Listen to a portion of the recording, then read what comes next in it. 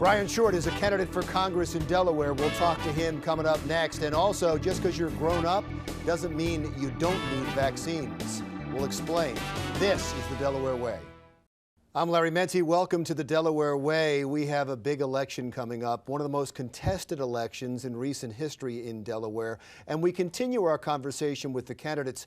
Running for Congress is Representative Bryan Short. He is running in the Democratic primary against Lisa Blunt Rochester and Brian Townsend. Thanks so much for coming in. Oh, thank you for having me. Appreciate it, Representative. Why you?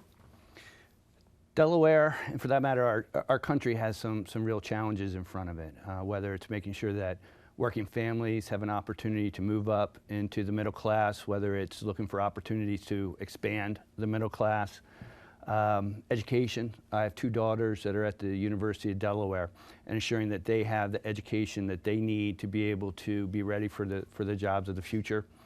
Protecting our social network, or social net that we have here in the country is critically important. Those are very real challenges, but I do believe that with the right leadership, those challenges can be met. And that leadership really needs to be based upon people who are willing to put the issue itself first, not be ideological in their approach, be willing to work with whoever it is that at the end of the day is going to produce a real product for Delaware and our country and make life better. So you're not ideological? I tend to be a very pragmatic person, and that served me very well in the legislature, even though I can take on issues that are based in principle. I'm very pragmatic in my approach and being able to bring people together, form coalitions, and make sure that something real comes out the other side to make Delaware's life better. Two things struck me in your announcement speech.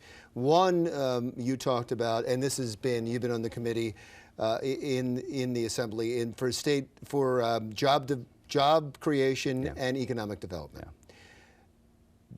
But when we talk about Delaware, couldn't you do a better job in those two fronts if you stayed in your current position than if you went to Washington?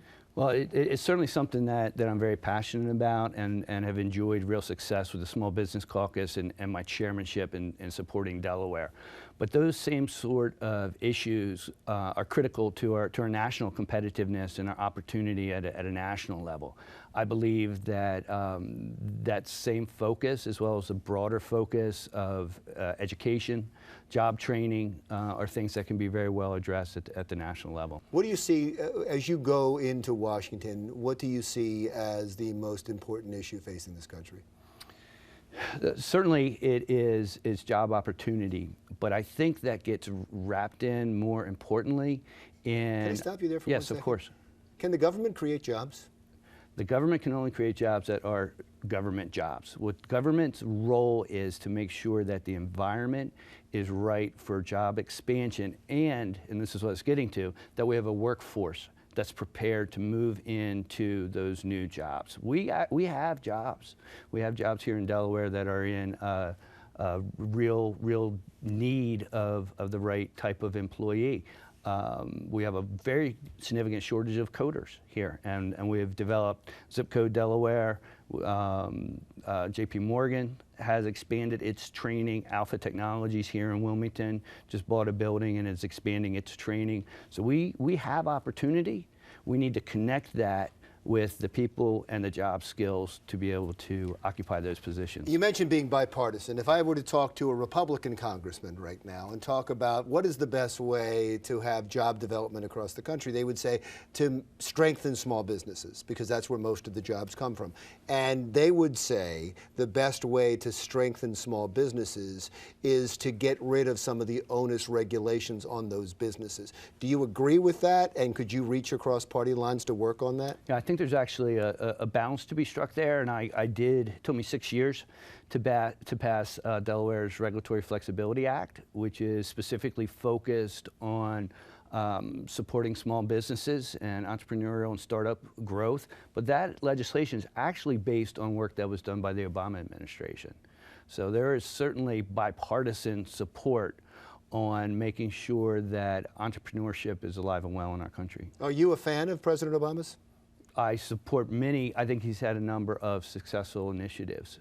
What do you said I support many and then you stopped. Yeah. Are there things that you don't support him on? Well, certainly there are going to be issues that, in any broad way. Can you name one? Not immediately, no. I think, we're both strong Democrats. If anything, the difference would be in the nuance of how something was approached. Well, since we're in the next segment, I want to deal with foreign policy. How about the way he's been dealing with ISIS and foreign policy in the last couple of weeks? Yeah. Be happy to talk to you about that. Well, let's start now. Okay. I thought you said the next segment. Yeah, no, I did say next segment. No, you're right. Just trying to follow you. But I mean, I'm leading into it. Okay, sure. Good job. On which, I mean, you how mentioned a has he couple handled? different things. Okay, you're right. How does he handle the crisis? How do you think he's handled the terrorist attack in Paris and his response to that afterwards? Yeah, certainly just a horrific event that I think everybody feels that is their 9/11. The statement really for us as a country is to make sure that we engage in that region of the world, not Paris, but in the Middle East, in a collaborative fashion with the Arab League as well as NATO. There are so many different factions taking place within Syria itself that only a collaborative effort can any progress be made there. Well, that brings up a couple of questions from there, including the biggest question that you may face when you go to Congress, and that is when you send ground troops. And we'll talk more about that when we continue our conversation with candidate for Congress in Delaware, Representative Bryan Short.